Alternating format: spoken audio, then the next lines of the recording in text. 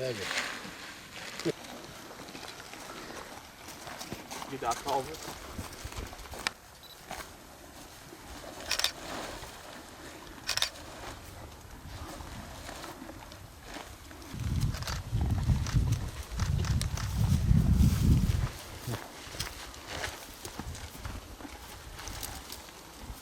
Biz geliyoruz oraya.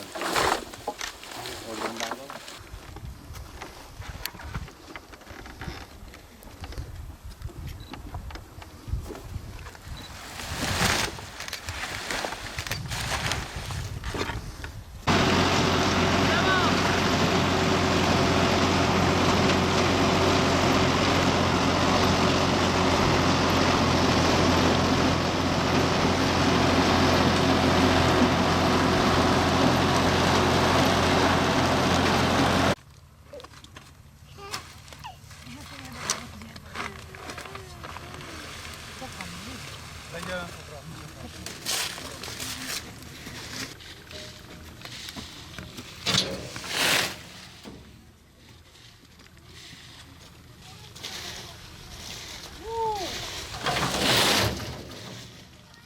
Şeker pancarının hasadı oluyor.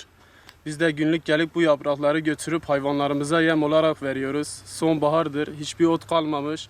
Mecburen gelip bunu biçip götürüyoruz hayvanlarımıza.